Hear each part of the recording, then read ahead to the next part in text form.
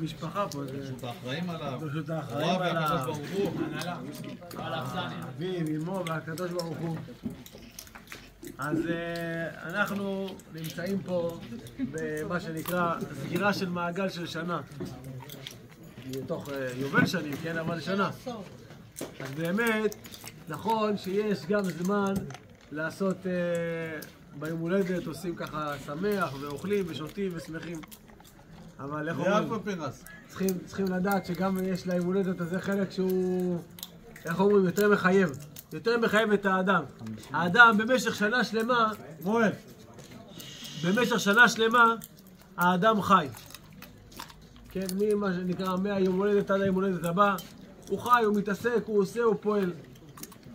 אז אחד מהרגעים שהאדם יכול לעשות לעצמו חשבון הנפש, לראות את מה שנקרא את ההתקדמות שלו בחיים, וגם זמן כזה, שהוא מה שנקרא עכשיו מחליף שנה, ואז הוא מסתכל אחורה, איך השנה הייתה, איך התקדמתי, איך עשיתי. כמובן, אחי הצדיק, אני לא צריך להגיד שהוא באמת מלא בחשבון הנפש ומלא בהסתכלות נכונה על החיים, לראות את ההתקדמות שלו, הרוחנית, שלו, של הילדים, שזכה ברוך השם. ובאמת זה דבר שהוא, מה שנקרא, מרכיב בלתי נפרד מיום הולדת. אז נגיד איזה משהו קצר על פרשת השבוע, שבאמת התורה מדברת כל כך הרבה בפרשות של המשכן עכשיו, אבל כל הזמן התורה לא מפסיקה לדבר ולהסביר על השבת. התורה מדברת, ושמרתם את השבת, ועשיתם את השבת, אותי ביני וביניכם, עד כדי כך שכתוב בחז"ל, שהקדוש ברוך הוא אומר למשה רבנו, מתנה טובה יש לי בבית גנזי ושבת שמה, צא והודיעם. מכאן לומדים שהאדם צריך, שהוא נותן מתנה, צריך להודיע שהוא נותן מתנה. למה? כי אם אני לא יודע, אז זה יהיה דבר מזולזל. אז צריכים לדעת מה שנקרא לקראת מה אנחנו הולכים. אבל באמת, קודם כל צריך להבין מה יש לקדוש ברוך הוא, מה יש לו בבית גנזיו. אם נגיד עכשיו אני אבוא לאדם רגיל, אדם מן השורה, הכספת שלו, מה יש לו בכספת? אז אולי יכול להיות שיש לו איזה $1,000,000, אולי כמה זהב, אולי, לא יותר מזה. אדם רגיל, נורמלי. אם אני אבוא לאיזה שר חשוב, אז בטח הכספת שלו כבר מלאה, מה שנקרא, בדברים יותר חשובים. ואם אני אבוא... כמו זיו, כן. ואם אני אבוא לאיזה מלך, אז בטח בבית הגנזים שלו יש אוצרות על אוצרות. אבל גם המלך הזה, כן, יש לו אוצרות רק של המלך הזה. יש מלך אחר ויש עוד כמה מלכים וכמה אוצרות. אז כל אחד יש לו בבית גנזים שלו, הוא לא שומר, מלך לא שומר קצת זהב או איזה $10,000 בתוך בית גנזים שלו. זה לא מעניין אותו, זה אפילו לא נכנס לשם.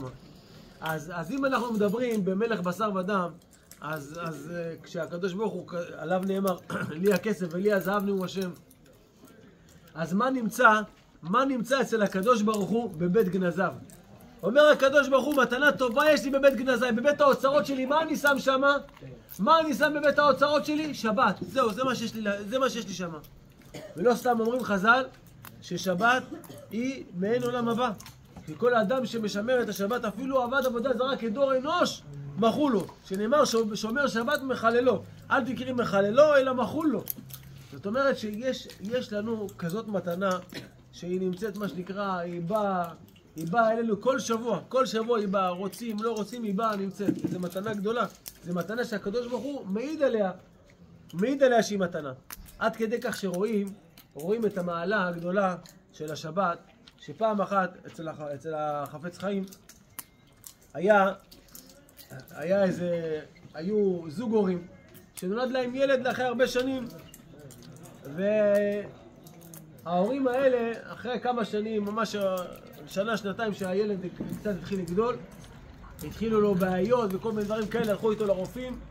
הרופאים אומרים, תשמעו, הילד הזה הוא חי על זמן שאול, אין לו לב בעיקרון. הלב שלו לא מתפקד בכלל.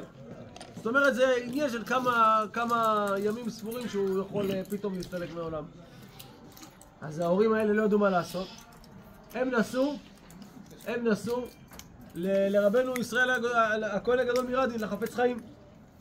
הם נסעו אליו ואמרו לו, כבוד הרב, ככה וככה אומרים על הילד הזה שהוא לא, אין לו לב והוא לא יכול להמשיך, הוא לא מתפקד.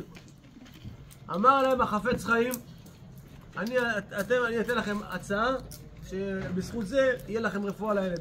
אמרו לו מה? אמרו לו, אתם תקבלו על עצמכם שמחצות היום של יום שישי, מחצות היום כבר תהיה מפה פרוסה, הכל יהיה ערוך, הכל יהיה מוכן לכבוד השבת. ככה אתם תקבלו את השבת כבר מבעוד יום. תהיו מוכנים לשבת מבעוד יום. באמת הם עשו את זה. וראו זה פלא, אחרי חצי שנה הם מגיעים לרופא לבדיקה. הרופא מסתכל, הוא בודק את הילד, אומר להם הרופא, תשמעו, זה לא הילד שהיה פה אצלנו. זה לא הילד שהיה פה. אמרו לו, מה זאת אומרת זה לא הילד? זה הילד. הוא אומר, הילד שהיה פה היה בלי לב. בילד הזה יש לו לב. איפה הייתם? אז אמרו לו, היינו אצל החפץ חיים. אמר להם, זהו. אם ככה אמרתם, אז אמרתם הכל. ההבדל בינינו לבין החפץ חיים, שהחפץ חיים, שאנחנו יכולים לרפות את הלב. אפשר לנסות לרפא אותו. אבל החפץ חיים יכול לברוא לב.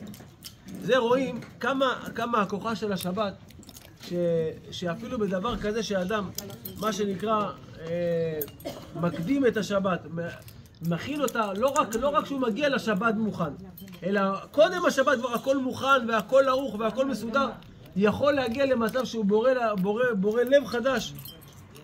ולכן לא סתם התורה כל כך הרבה פעמים היא חוזרת ומדגישה את זה, וגם עכשיו בפרט אחרי שהיה את חטא העגל, אז התורה עוד פעם מדברת על בניית המשכן וכל הזמן מדברת על השבת. שזה עוד דבר שרואים שעם ישראל עבדו את העגל, אז באמת כמעט כל רבותינו המפרשים אומרים שהם לא עשו את זה בשביל עבודה זרה באמת, הם לא באמת רצו לעבוד עבודה זרה. הם לא באמת חשבו שהעגל הזה הוציא אותם ממצרים, והעגל הזה ברא משהו ועשה משהו. הם רק רצו מישהו שידריך אותם. הם אמרו שמשה רבנו זהו הלך, הוא כבר לא פה. אנחנו רוצים מישהו שידריך אותנו, רוצים מנהיג. ואז באמת, מה שיצא כביכול זה הדבר הזה, העגל הזה. ולכן התיקון של הדברים האלה, זה רואים שבכל פרשיות המשכן, כל הזמן מוזכר כאשר ציווה השם את משה, כאשר ציווה השם את משה. זאת אומרת שצריכים לפעמים, אנחנו, איך אומרים, לחיות בלי חוכמות. מה זה בלי חוכמות? כי ככה כתוב. אני עושה כי כתוב, אני עושה כי ככה השם ציווה. לא מתחכם ולא, זה פעם מספר הרב אהרון רטה, בעל השומר רבנו זכותו תגן עלינו, הוא סיפר שפעם אחת הוא היה באיזה בית כנסת של תימנים. והוא שמע שתי תימנים מדברים ביניהם. אז הם מדברים, החבר אומר לו, תגיד לי מה, למה הדבר הזה? למה זה ככה וככה זה אסור? הוא אומר לו, מה אכפת לך, למה אסור? כתוב שאסור וזהו, נגמר, בלי חוכמות. הוא אומר, כל כך נהניתי התפעלתי מהדבר הזה, שלפעמים האדם אומר, שמע, זה אסור, זהו, מה עכשיו מתחיל עכשיו לעשות תחכומים ולעשות עניינים. וזה באמת כאן המקום לשבח ולברך את אחי היקר, שברוך השם באמת ככה, מה שנקרא,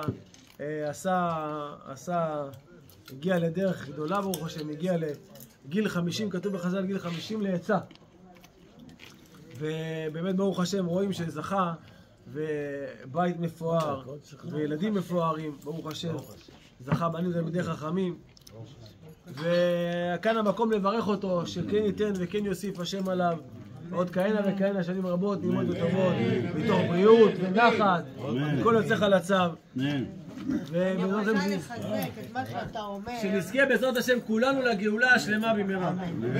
אני רוצה לחזק את מה שאתה אומר. לפני שאתה הגעת, אני בירכתי את אמיר.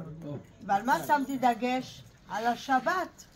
על הסעודה השלישית. אמיר מוקיר שבת, כן. הוא בסעודה השלישית, הוא מנצח על הסעודה, הוא עורך שולחן, הוא מסדר, הוא מנקה, הוא מדבר. גם בסעודת ראש חודש הוא מנהל את השולחן. אתה לא מבין אפילו כמה הבן אדם הזה, אז אני מחזקת את מה שהוא אומר. אמיר אשריך, כל מה שהוא דיבר ואני חשבתי עליך. אשריך. זה היה מכוון עליו הדברים. וזה... לחיים. חיים. חיים. חיים טובים. אל תקפיד עליי, רק